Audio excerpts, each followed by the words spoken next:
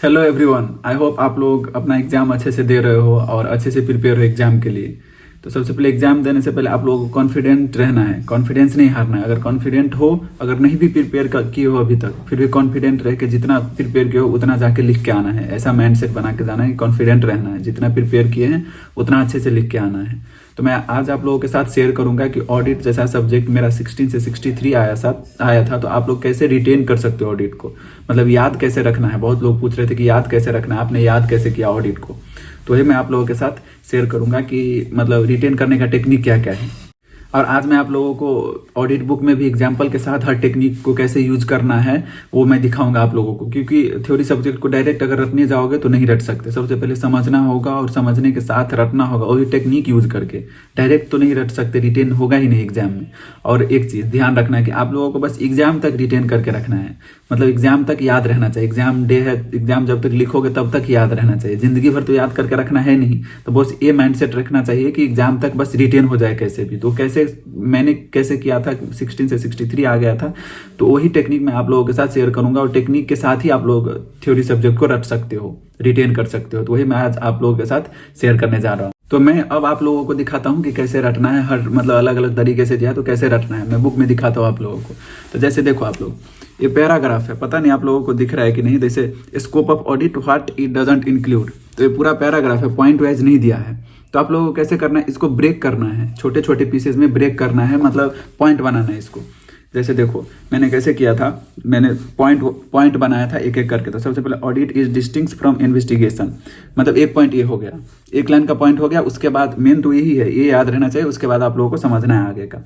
उसके बाद एक दूसरा पैराग्राफ को एक पॉइंट बना लिया, फिर तीसरा पैराग्राफ को एक पॉइंट बना लिया, और उसी का शॉर्टकट मतलब एक वर्ड इधर से ले लिया, जैसे डिस्टिंक्ट है, इधर से ले लिया एक्सपर्ट, इधर से ले लिया फॉल, तो तीनों को मिला के DEF कर दिया। DEF करके एक शॉर्ट बन गया, शॉर्ट वर्ड। तो बस ये याद कर लिया, और ऐसे ब्रेक करके आप लोग याद करोगे। अब ये 3 पॉइंट हो गया, बस 3 पॉइंट याद करना है आप लोगों को, और ऐसे शॉर्ट वर्ड बना के। तो एक ए हो गया।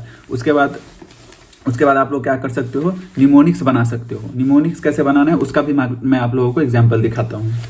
मैंने कैसे बनाया था निमोनिक्स, उसका भी एग्जाम्पल आप लोगों को मैं दिखाता हूँ। तो हाँ, जैसे देखो इधर है, ये है, आप लोगों को दिख रहा है कि उल्टा दिख रहा होगा आप लोगों को। मैं बताता हूँ, ये पेज नंबर 2.16 में है। तो मैं बताता हूँ, सबसे पहले planning supervision and review of work of engagement team members, ऐसे उसका हेडिंग है।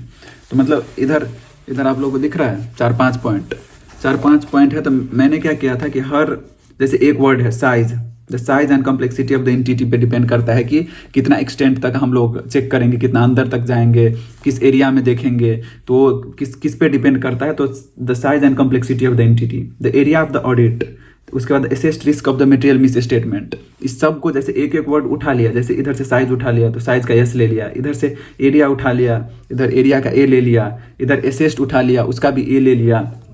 उसके बाद capability and competence of the individual team member performing the audit work, इधर से भी कैपेबिलिटीज का सी उठा लिया। ये चारों वर्ड मिला के क्या बना दिया था मैंने, SAAC सैक। मतलब कैसे भी कुछ भी वर्ड बनाना है, उल्टा मतलब डायरेक्ट बनाओगे, सीधा सिंपल बनाओगे तो याद नहीं रहेगा आप लोगों को एग्जाम तक। मतलब कैसे उल्टा पुल्टा कुछ भी, मतलब बस रिटेन करना है, ये दिमाग में रखना कि एग्जाम तक मुझे रिटेन करना है। तो बस ऐसे ही जैसे सैक बना दिया था, ये चारों पॉइंट याद हो जाएगा आप लोगों को। अगर ये याद रहेगा तो बार बार पढ़ोगे, मतलब रिपीटेशन जरूरी है। जैसे एक बार बना लिया तो ऐसे नहीं कि याद ही हो जाएगा आप लोगों को। तो ऐसे करके उसके बाद 2-3 बार पढ़ लिया, उसके बाद 2-3 बार रिपीट कर लिया, उसके बाद रिकॉल करना है ऐसे माइंड में कि हुआ कि नहीं। तो ऐसे करोगे आप लोग रिपीट पे तो हो जाएगा। ऐसे ही टेक्निक है। और एक और मैं दिखाता हूँ आप लोगों को, लिंकेज, मतलब लिंक कैसे करना है।